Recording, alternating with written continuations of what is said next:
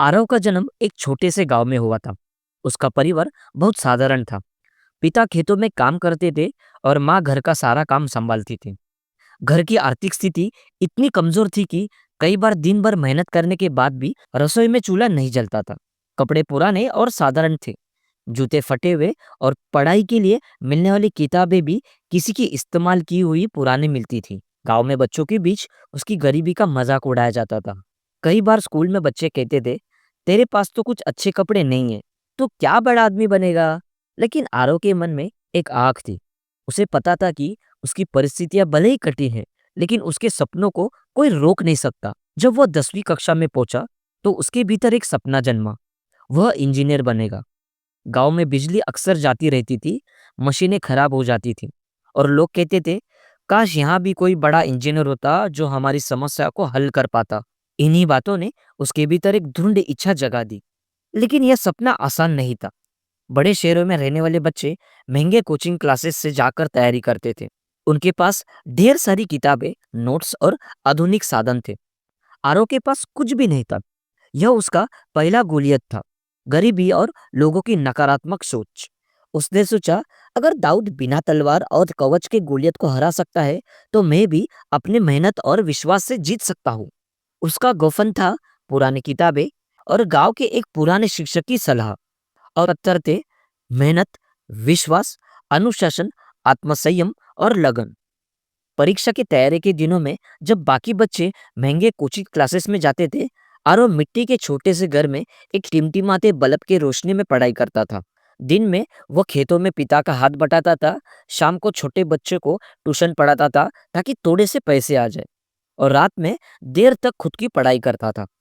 उसका विश्वास था कि अगर मैं ईमानदारी से मेहनत करूंगा तो परमेश्वर मेरी मदद जरूर करेगा। आखिरकार इंजीनियरिंग प्रवेश परीक्षा का दिन आ गया। परीक्षा केंद्र में जब वह पहुंचा तो उसने देखा कि चारों ओर शहरों से आए बच्चे हैं। उनके पास महंगे नोट्स, कोचिंग की अनुभव और आधुनिक साधने थे। आरव के पास सिर्फ पुरानी किताबें और आत्मविश्वास था। परीक्षा के दौरान उसने हर सवाल को पूरी बुद्धि से हल किया। उसका दिल कह रहा था कि युद्ध की जीत तलवार से नहीं, विश्वास से होती है। कुछ महीनों बाद परिणाम घोषित हुआ। पूरे गांव में खुशी की लहर दौड़ गई। आरव ने बेहतरीन अंक हासिल किया। जिन लोगों ने पहले उसका मजाक उड़ाया था, वो अब गर्व से कहते, यह हमारा बेटा है। लेकिन अब नई चुनौती सामने थी, कॉलेज की भारी भरकम फीस। उसके परिवार के पास इतना पैसा बिल्कुल नहीं था। यह उसके लिए सबसे बड़ा संकट था। तभी किस्मत ने दरवाजा खोला। कॉलेज प्रशासन ने उसके अंकों और प्रतिभा देखकर उसे पूरी स्कॉलरशिप दे दी। अब बिना पैसे दिए उसे इंजीनियर कॉलेज में प्रवेश मिल गया। यह जीत उसके लिए वैसी ही थी जैसे दाऊद ने गोलियत को धराशायी कर दिया हो। कॉलेज में दाखिला मिलते ही उसे लगा कि सपनों की दुनिया का दरवाजा खुल गया है। लेकिन वास्तविकता उतनी आसान नहीं थी। शहर के छात्र फराटेदार इंग्लिश बोलते थे। वे आधुनिक किताबें और महंगे लैपटॉप पर काम करते थे। उनके पास हर नई तकनीक की जानकारी थी। आरव को शुरुआत में बहुत कठिनाई हुई। उसे इंग्लिश बोलने में झिझक होती थी। उसके पास केवल एक पुराना सेकेंड हैंड लैपटॉप था जो कई बार बीच में बंद हो जाता था। पढ़ाई के साथ साथ खर्च चलाने के लिए उसे पार्ट टाइम नौकरी करनी पड़ती। वो लाइब्रेरी में किताबें सजाता, कैफेटेरिया में काम करता, और कभी कभी ऑनलाइन ट्यूशन भी लेता।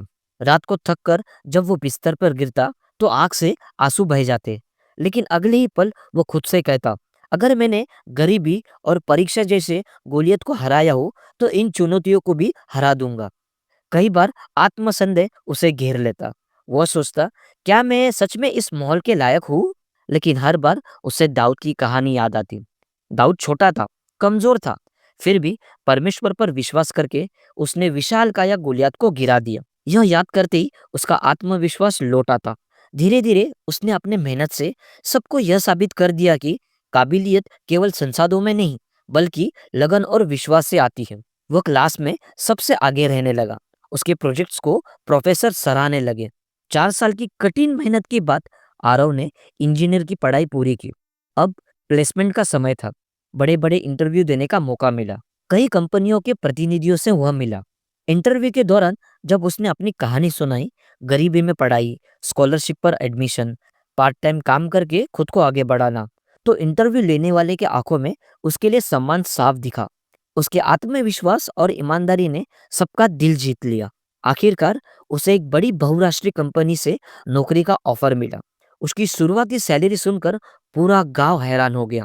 जिन लोगों ने कभी यह कहा था कि तेरे बस का नहीं, वो अब गर्व से कहते हैं यह वही आरव है जिसने हमें दिखा दिया कि मेहनत और विश्वास से कोई भी सपना पूरा हो सकता है। उसने गांव के स्कूल में जाकर बच्चों से कहा, अगर आप मेहनत और विश्वास से काम करोगे तो कोई भी गोलियत आपको हरा नहीं सकता। उसकी कहानी ने गांव के हर बच्चे को प्रेरित किया कि गरीबी, संसाधनों की कमी और मजाक उड़ाने वाले लोग सपनों की राह में बाधा नहीं बन सकते।